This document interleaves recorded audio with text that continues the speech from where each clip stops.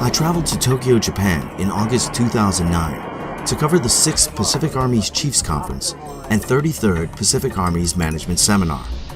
This conference and seminar is one of the largest partnership meetings the U.S. Army participates in and is co-hosted by the U.S. Army Pacific, gathering Army leaders across the Pacific in one place to exchange dialogue and build and enhance their relationships.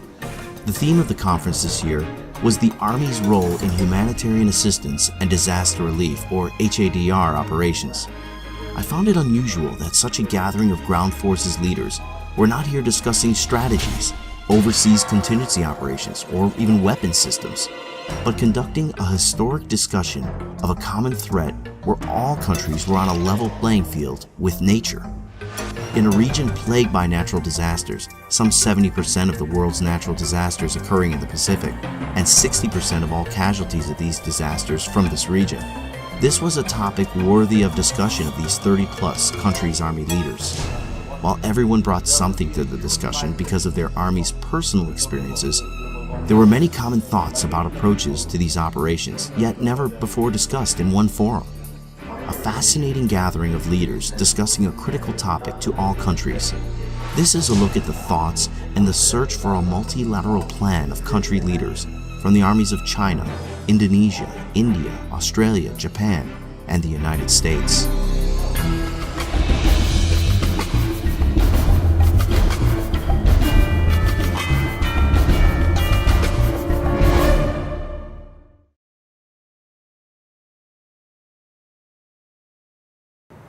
Well, humanitarian assistance and disaster relief operations are extremely important, particularly in the Asia-Pacific region. And one of the things that it does, obviously, is renders necessary human assistance and aid, and certainly sends the message that America cares about the people of this region. It is very important to us because we are among those few countries in the Asia-Pacific region which are greatly affected by disasters. You know, approximately 57% of our landmass gets affected by earthquake. It's about 18% of the country gets affected by floods almost every year. I think it's very important. It's, as mentioned before, it's the Chinese armed forces not just focus on the conventional warfare, but also very focused on the variety of threats, including natural and man-made disasters. Humanitarian assistance and disaster relief is but one of the many tasks that the military is asked to perform in support of the government. We have a significant amount of experience both domestically and internationally with doing disaster relief operations.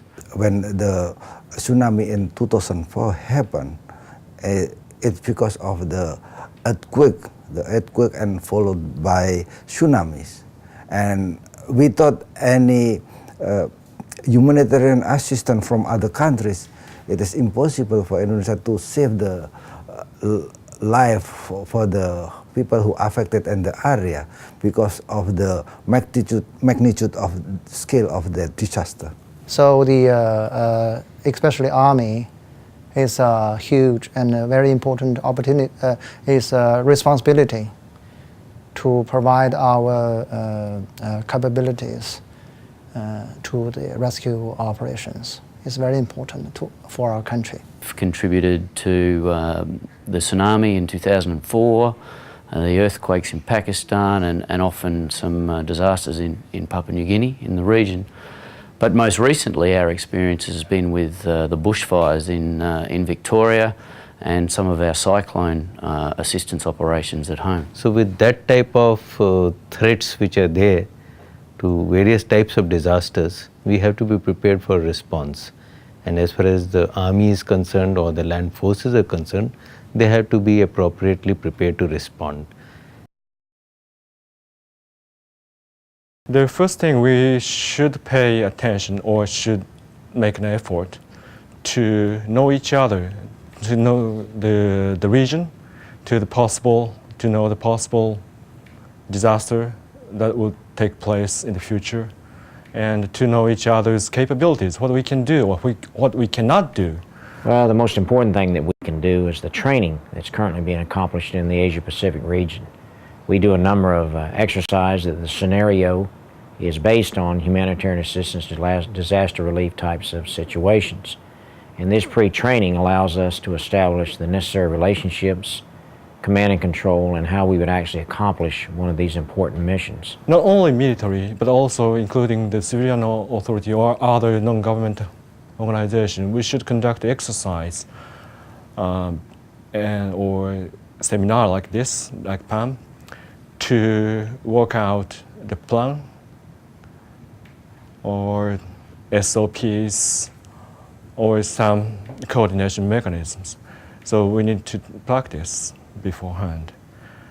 And inner side, the military side or ground self-defense force side, we think we need to train or educate our units of soldiers to enable them to participate or to conduct disaster relief operations or multinational efforts in the future. We have at the national level a National Institute of Disaster Management, and I must also mention that we have a large number of retired senior army officers or service officers who have been involved in formulating our procedures, policies with regard to disaster management. So one of the important charters that this National Institute has is that it has been designated as the Center of Excellence for training people from the SAARC region. So we have a lot of seminars, workshops, short capsules and courses being conducted by this institution where people from the neighboring countries are coming and attending. We get to share the experience that each one of us had in handling various types of disasters. We have a lot of lesson learned from the past experience. It's very big experience and very expensive because 170,000 people was died in this disaster. So we really improve a lot of inter-agency teamwork, and we also try to put some of the retired officers to work in this institution so they know how to deal with the military. I think the military should play an active role in international disaster relief rescue operations because it's a cross-border in the cross-border issues. I say disaster is a common enemy to the related countries. And every country have advantage and short advantage, and especially the capabilities and the storage, etc. So we have a responsibility to help people, not just domestically, but overseas and internationally. We do have a responsibility to do that. Land forces have some very unique capabilities, and the approach we take in Australia is that we apply those unique or niche capabilities to best effect. But the bulk of our capabilities are there, of course, to support the civil agencies, and we do that as effectively and as rapidly as we can, with a view to then getting them back on their feet and allowing us to withdraw and continue.